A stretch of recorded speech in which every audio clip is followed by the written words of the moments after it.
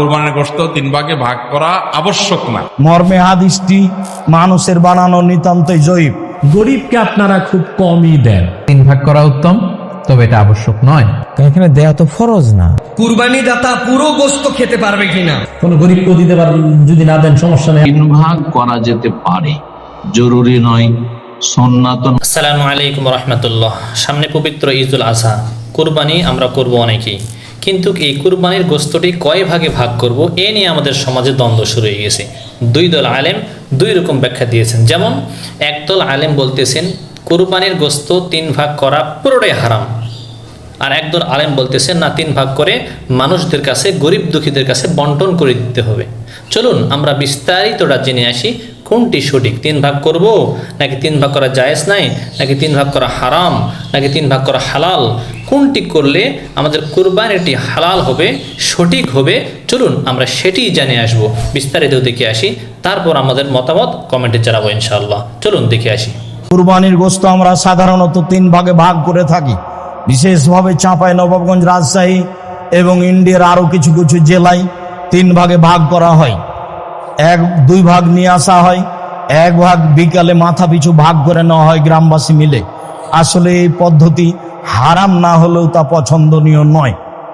আবার কোন কোন এলাকায় মানুষ হারে কিছু দিয়ে দেওয়া হয় আর সব নিয়ে চলে আসা হয়, এটাও ঠিক নয়। হ্যাঁ, 3টার পদ্ধতির মর্মে কোনো হাদিস সহিহ নেই। যে হাদিস এসেছে যে 3 ভাগের 1 ভাগ নিজে খাবে, 3 ভাগের 1 ভাগ গরিব প্রতিবেশীকে দিবে, আর 3 ভাগের 1 ভাগ ফকিরকে দিবে যারা ভিক্ষে চায়, মর্মে হাদিসটি মানুষের বানানো নিতান্তই জয়ীফ। কাজে এ হাদিসকে দলিল সামনে রেখে কুরবানির গোশত 3 ভাগে ভাগ করতে হবে এ কথা নয়। 3 ভাগ করলে নাজায়েজ হারাম হবে এ কথা নয়। তবে আমরা পছন্দ মনে করি 3 ভাগের 1 ভাগ যে দিয়ে এসেছেন, 10-এর মধ্যে এটা দিয়ে এসেছেন, যাক ওটা ভাগ করে নে করা। যারা কুরবানি দেয়নি, আমার এক চাচা বলছেন, আব্দুল রাজ্জাক, তাহলে তো ওদেরই গোশত বেশি হয়ে যাবে। তো তাতে কি আছে, ওদের গোশত যদি বেশি হয় হোক, কিন্তু 3 ভাগের 1 ভাগ দিয়ে এসেছেন আর নিতে যাবেন কেন? আবার যারা বলছে নিতে গেলে ওটা বমি করার মতো হয়ে গেল, দান করেছে আবার ফিরিয়ে নিল। কুরবানির গোশত অত ছোট জিনিস নয়, খুব দামি গোশত, খুব সম্মানী। দিয়ে এসেছে আবার নিতে গেলে সেটা ওই বমন হয়ে গেল, এ কথা বলা যাবে না। গোস্ত বন্টনের আদব হচ্ছে 3 ভাগ করবেন, নিজে 1 ভাগ রাখবেন, আত্মীয়কে 1 ভাগ দিবেন, গরিবকে 1 ভাগ দিবেন। গরিবকে আপনারা খুব কমই দেন। 4 গরুর রান 4 ভাগ হয়, একটা বিয়াই বাড়ি, একটা শ্বশুর বাড়ি, একটা জামাই বাড়ি, ঠিক কিনা? আর একটা মেয়ের বাড়ি।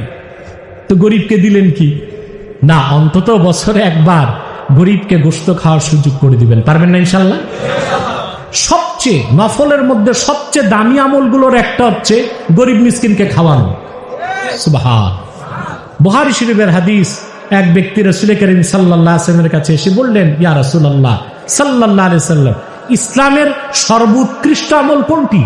আল্লাহর হাবিব বললেন, তুতঈমুত তাআম ওয়া তাকরাউস সালাম আলা মান আরাফতা ওয়া মান লাম তারিফ। তুমি মানুষকে, মুমিন মুসলমানকে খাদ্য খাওয়াবে, আর যাকে চিনো না, যদি মুসলিম হয় তাকে সালাম দিবে। তাহলে গরিব, অভাবী, মিসকিন, ক্ষুধার্ত মানুষকে যদি আপনার কোরবানির গোশত দিয়ে সহযোগিতা করেন, মেহমানদারি করেন, সওয়াব অনেক বেড়ে যাবে। দেশের কোন কোন এলাকায় সমাজ নামে একটি কাঠামো আছে। এই সমাজের নিয়ম হলো এলাকার যারা কোরবানি করেন, সমাজে তাদের কাছ থেকে 3 ভাগের 1 ভাগ গোশত রেখে দেয়। পরবর্তীতে এই গোশত নির্দিষ্ট সমাজভুক্ত সকল ব্যক্তিবর্গ যারা কোরবানি করেছেন এবং করবেন, কোরবানি করেন নাই, তাদের মধ্যে বন্টন করে দেওয়া হয়। এটা নিয়ে আমরা গত সপ্তাহে আলোচনা করেছি, সম্ভবত বা তার আগের সপ্তাহে আলোচনা করেছি। কোরবানি আসলেই এই প্রশ্ন অনেক মানুষ করেন, ভাইরা আমার, কোরবানির গোশত 3 ভাগে ভাগ করা আবশ্যক না, এটা মুস্তাহাব।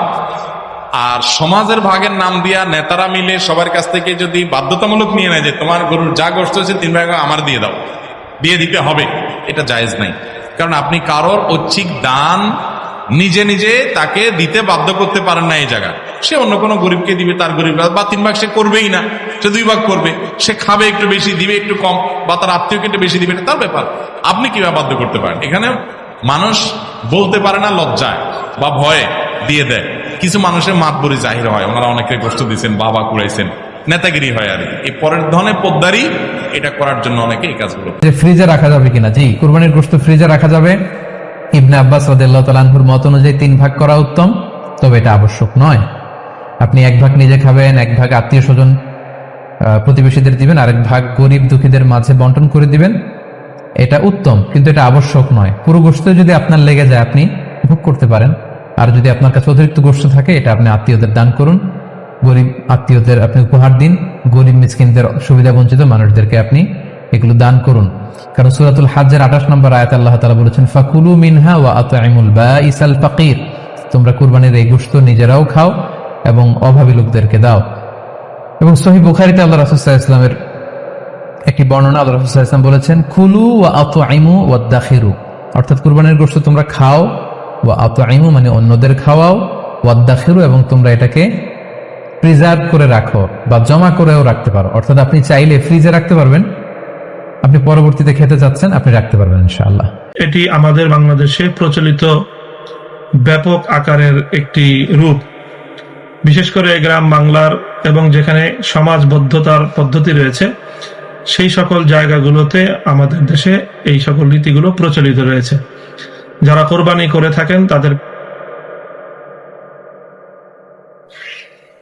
যারা সমাজপতি থাকেন এবং সমাজের যারা দায়িত্বশীল থাকেন, তারা সেখানে দেখা যাচ্ছে যে তারা সকলের উপর বাধ্যতামূলক এমন একটি বিধি আরোপ করে থাকেন, যে বিধির মাধ্যমে তারা কোরবানির একটা অংশ সমাজে একত্রিত করা হয়।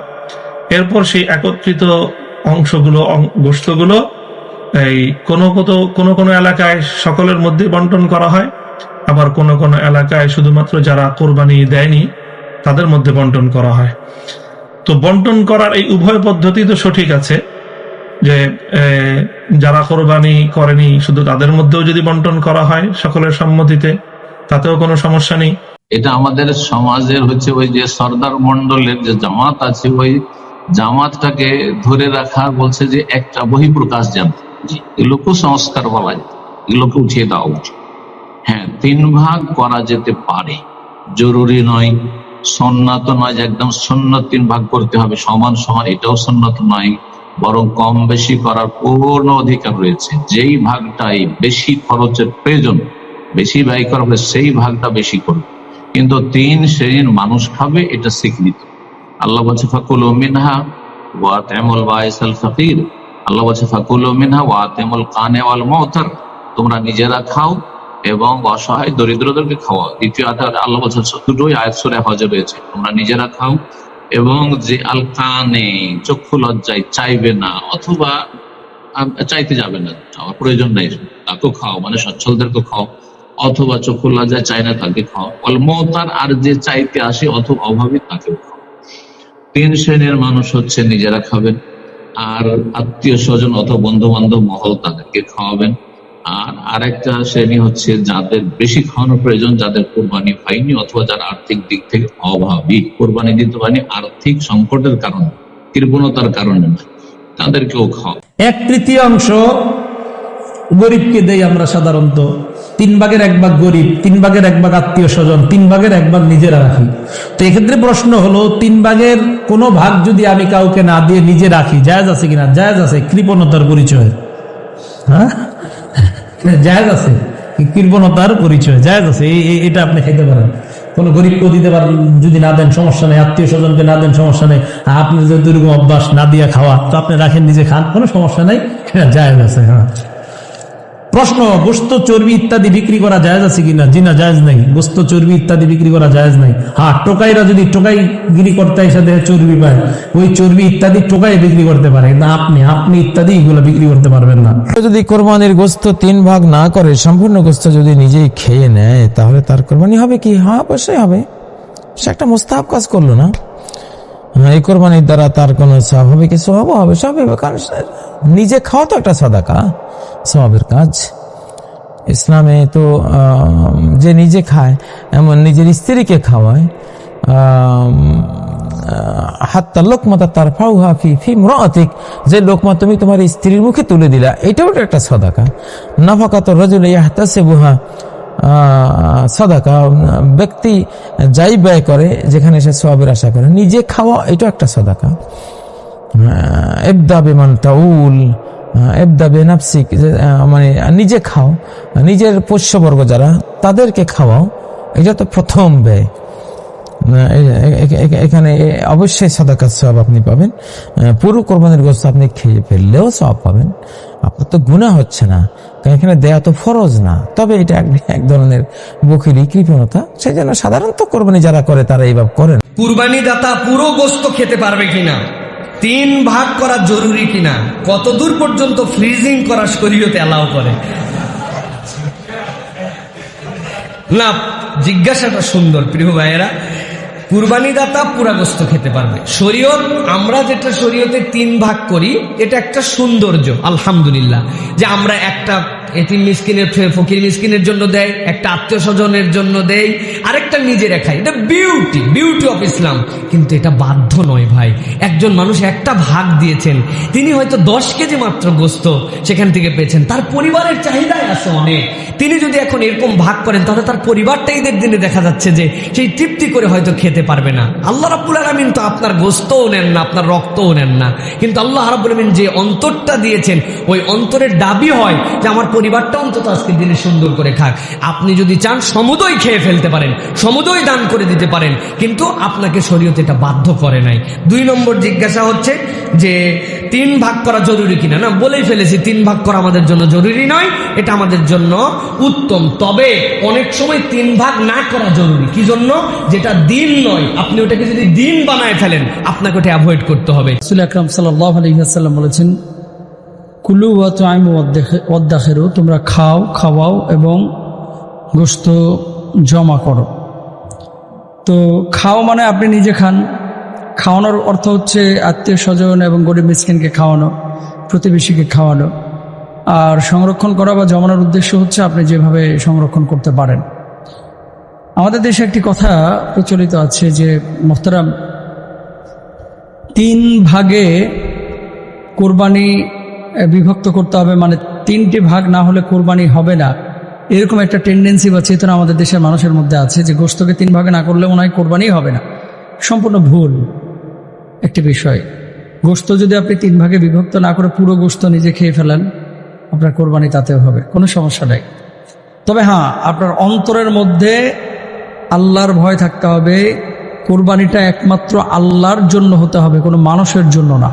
এটা আপনাকে মাথায় রাখতে হবে।